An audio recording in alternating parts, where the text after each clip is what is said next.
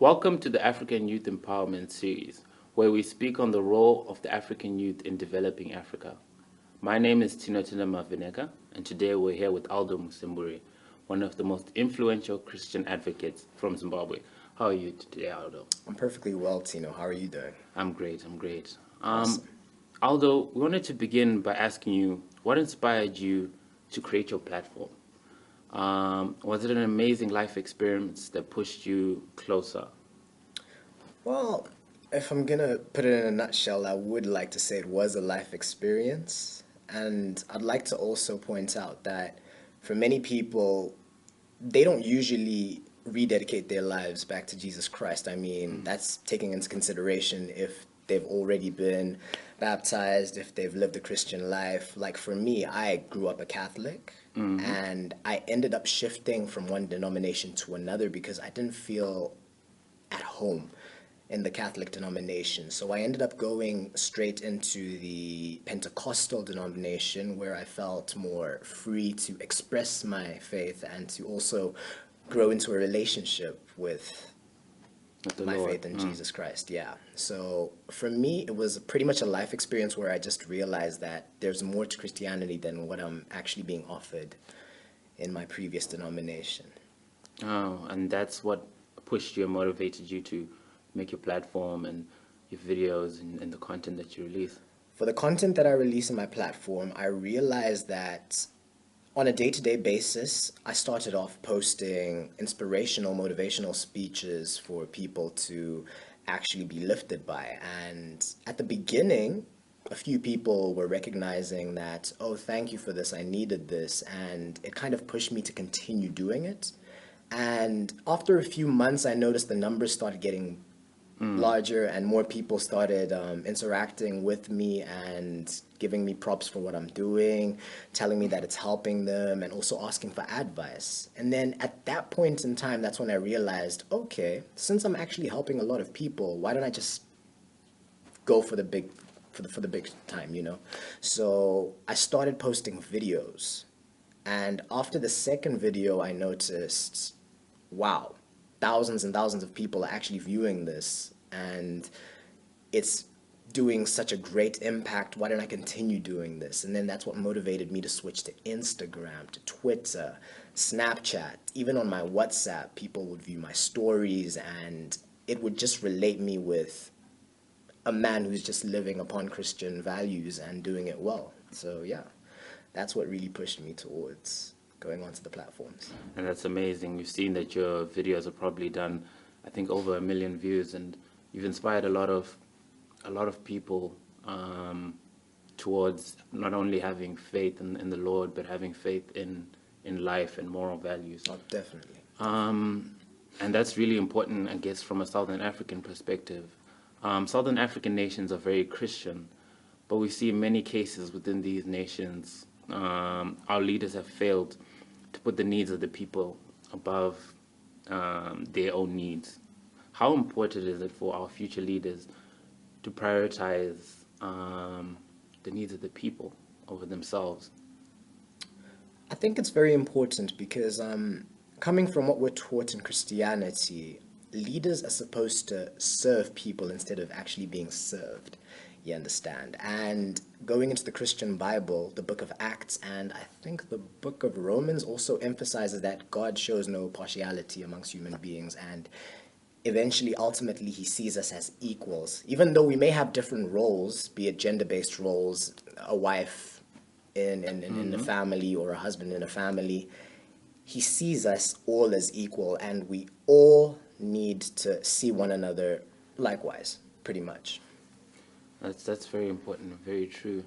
We've seen a lot of human rights violations within Southern African nations. Even in Zimbabwe, we saw a lot of human rights violations. Um, what what issues in terms of things like corruption and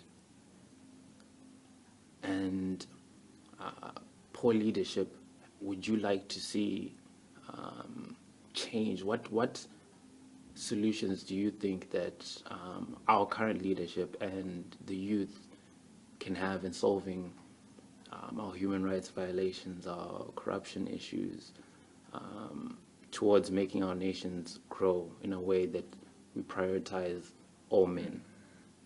I think a way to rectify that is simply educating the people with the value of human life. I mean, throughout generations, humanity has shown discrimination along the lines of racism, sexism, and a whole bunch of other different discrimination orientated practices. So it's very important for our leaders now to show the people that your neighbor is just as important as you are. We are just as important as you are, even though we lead you towards where you want to be led.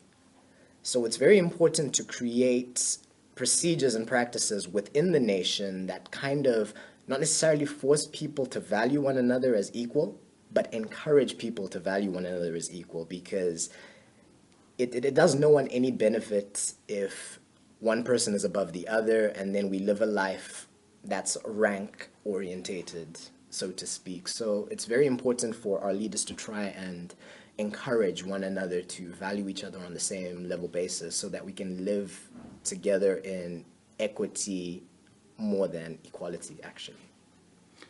That's true. That is so true. You saw what happened when Zimbabwe changed leadership. It was one of the most historic moments ever in the country. What would you like to see from our new leadership? I think two areas where I would really want to see from our new leadership is trustworthiness and transparency, so to speak. I like what the president of Zimbabwe did when he proposed a 90-day, or was it trial procedure, where he told the people what he was going to do, and they were going to test whether or not he did it within the 90-day period.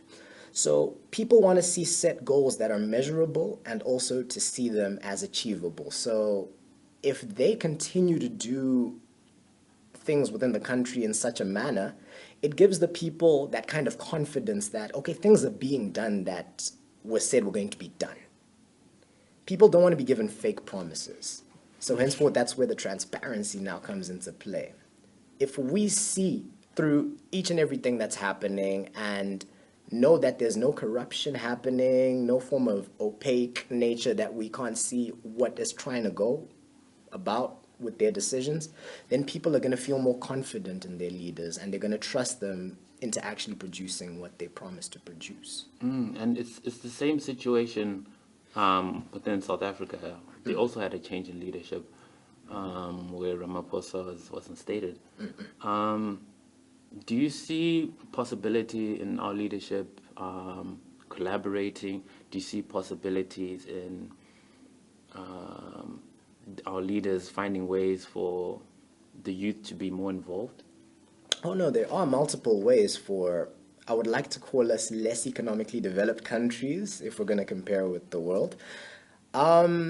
First things first, I think retaining the youth within the country is of vital importance because they need to promote more local-based businesses for the economies to actually thrive within. It's not enough for us to rely more on exports and external countries helping us out when we actually do have the resources to use, be it human capital from the youth, expertise, and all the creativity that's infused within them to actually stay in our country, no brain drain to occur, and for them to actually develop our nation the way it could potentially be developed.